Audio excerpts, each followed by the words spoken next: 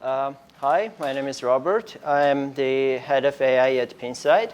I'm also a lecturer at YCU's master's program, Applied Statistics and Data Science.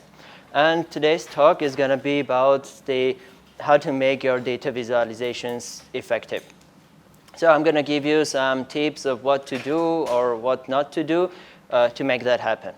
So first of all, we need to find out who our audience is.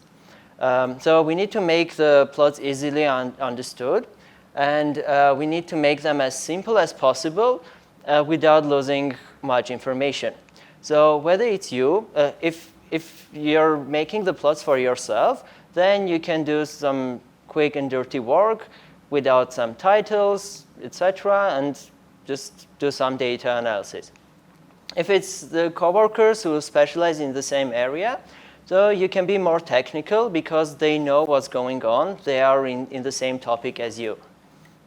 If it's business people, then you need to make sure that they will understand what's going on.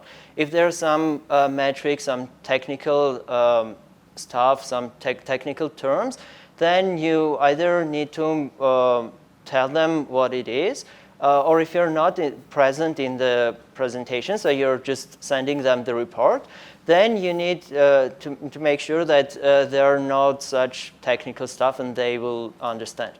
And if it's the general public, so you're making some blog post or something, then you need to make it even simpler.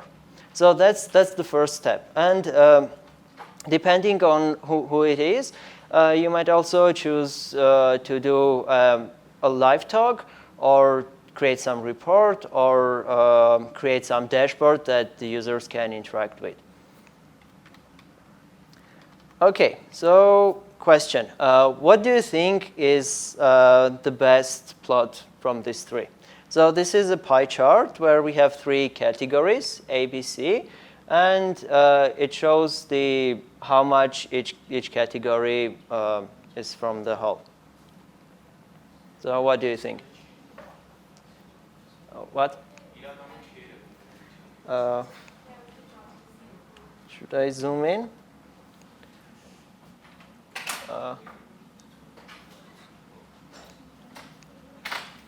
OK. So in the first one, we have the percentages, 50, 70, and 60. But it doesn't add up to 100. So that's wrong. In the second one, we have just 50, 70, 60, which is the value of those groups. But it's quite difficult to understand which is higher. And the third one is the real one, where we have the percentages. So A is around 39, C is 33, and B is 27. But this was a trick question. All of them are bad. And why is that? So the second tip that I'm going to give you is don't use pie charts. Pie charts are really, really bad.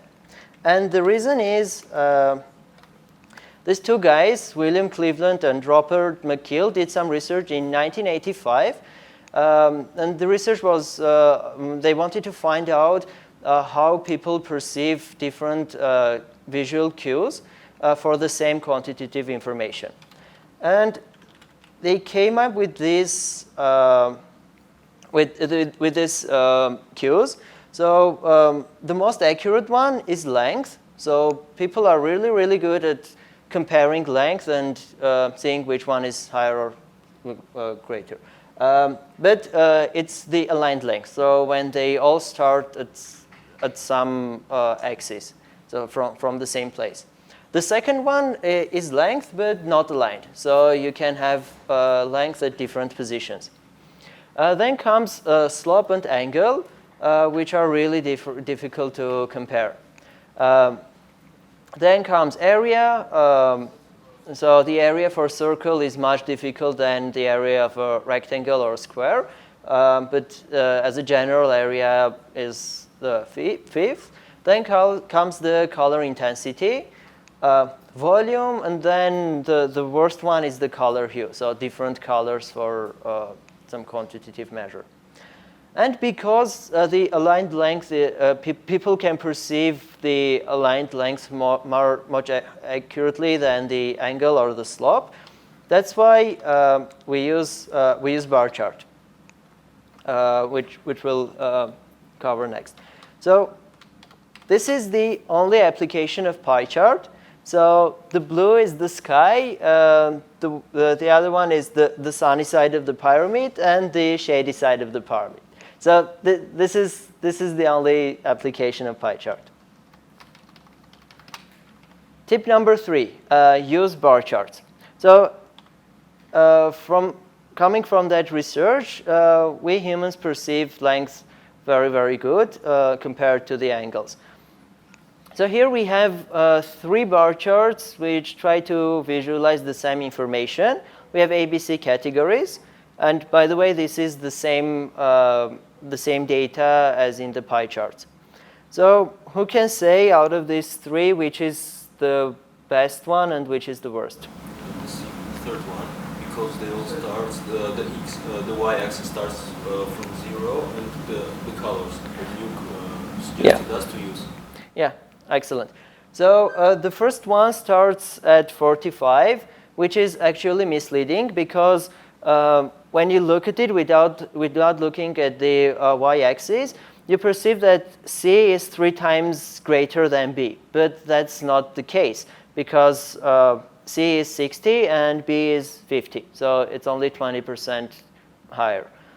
The second one is it starts at 0, which is good, but it has different colors for different bars. And in this case, this gives us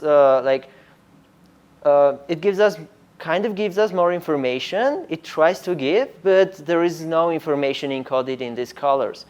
So it's just unnecessary.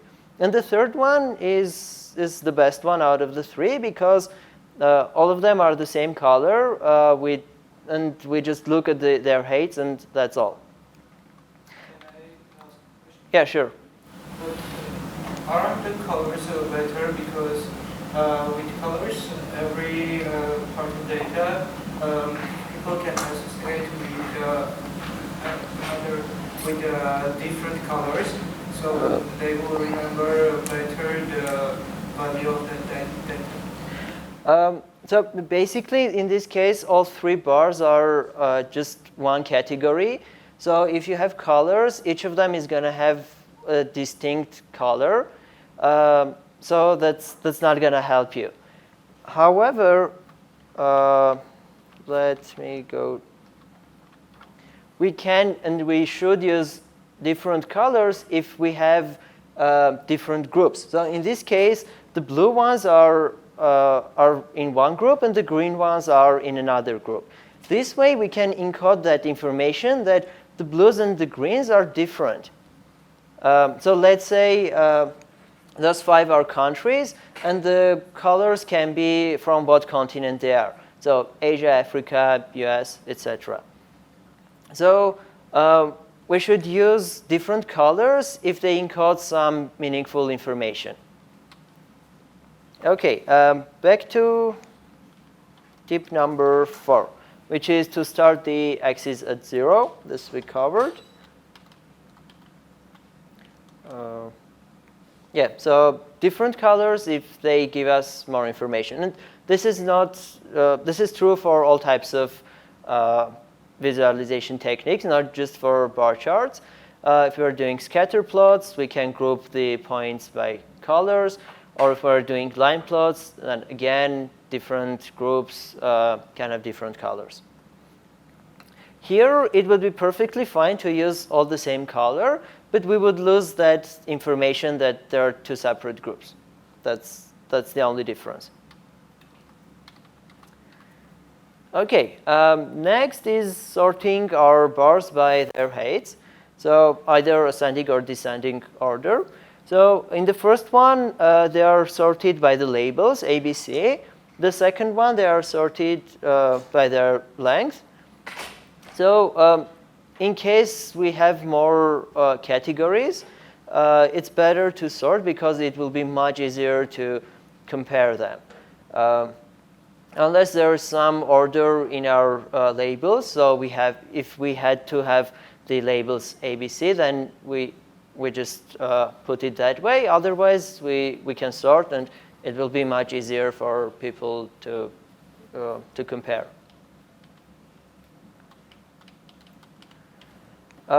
Here, I just added the global average, so the average of all the data as a horizontal line. So this gives even more information. So we see that the category A is higher than the average, B is less than the average, and C is right at the average. So just this one line can give a lot of information. But we shouldn't try to add these kinds of more information if it makes our plots not understandable. So if it makes them complex, then just don't do that. You better have two different plots than one plot, but they're cramped up with lots of information. OK, so sometimes the scales in our data are very different. So in this case, A is 1 million, B is 100, and we can't see B because of the difference in scale. That's why we can use some kind of different scale. In this case, I used logarithmic scale with base 10. So each step that we increase, the values increase 10 times. So here we have 100, then it goes to 1,000, 10,000, 100,000, and a million. In this case, we can see the actual values of the categories that have low values, and the comparison is more effective. One thing, you need to make sure that the viewer knows that this is on a logarithmic scale. So put somewhere that this is logarithmic, either like in the title or even in the y-axis when you put the measurement. You just put that this is in logarithmic. One other tip. I haven't seen this one much, but don't plot different measurements in one plot. So here we have mortality rate per 1,000, which is just a number. It can be greater than 0. Then we have literacy, which is a percentage. So it's from 0 to 100. And we have rural ratio, the people living in rural areas divided by all. So it can be from 0 to 1. The different scales in one plot, this is really, really bad. So don't ever think of doing that. And if you think about it, when you plot, your axis should have some meaning. They should have some units.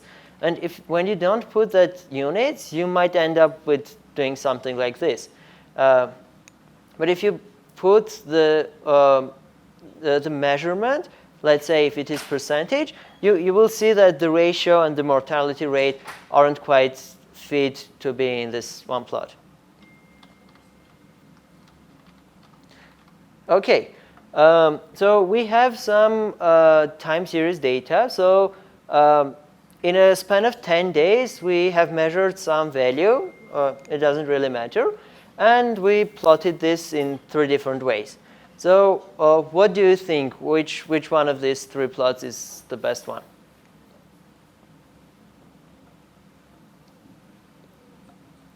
Anyone? Who was that? Yeah, second. OK. The third one is better because you can see that between the third and the 7th day there are no info, but in this chart, in the second, you think that there's something there. You will not pay attention on these circles. You're partially correct. So let's compare the first and the second one. The second one is clearly better because we have the dots. So we know where each observation is. Now the main question is it the second one or the third one? The second one, yeah. I can't hear you. Can you? This.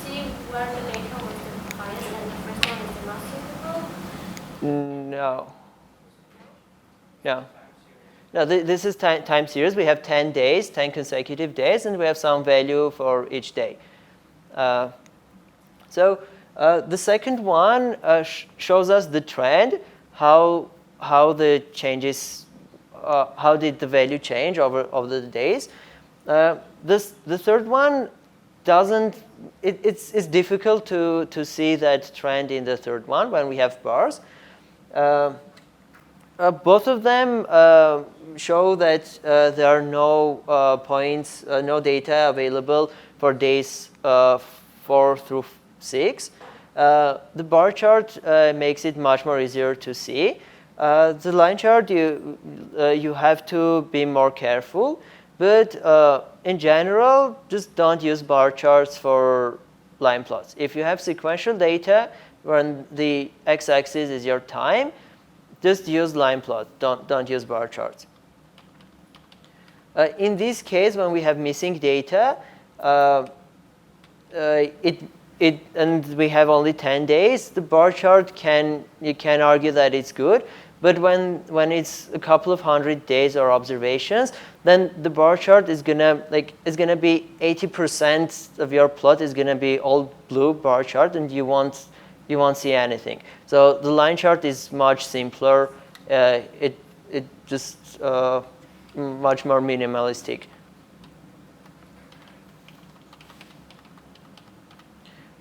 Okay, here we have some scatter plot for 2 continuous variables.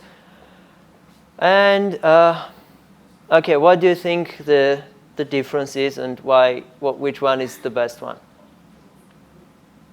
Any ideas? Which one?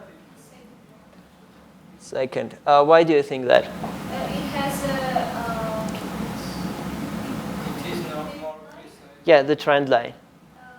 and the axis, I can see actually the values, but I think the second one is correct. Okay, so all of the first and second one are totally the same except the trend line. Yes, you're right. So if we compare those two, the second one is better.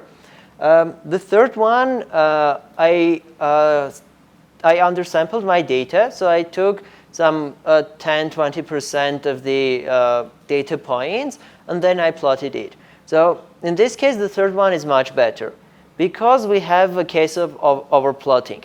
We have so much data points that we cannot see the density of we cannot see the density.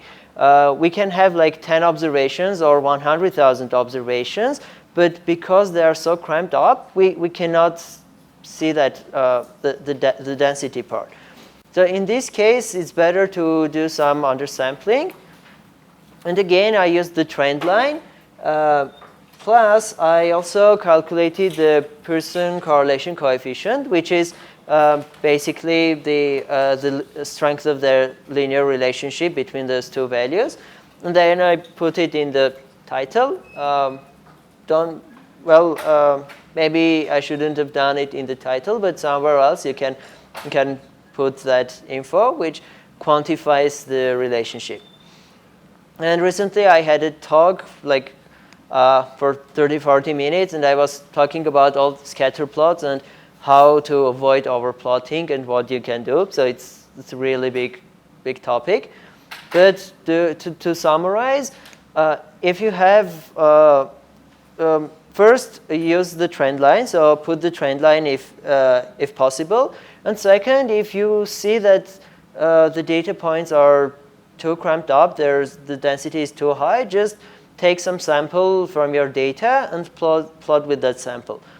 And note somewhere that that's just the sample from your data and not all of your data, not to confuse the users.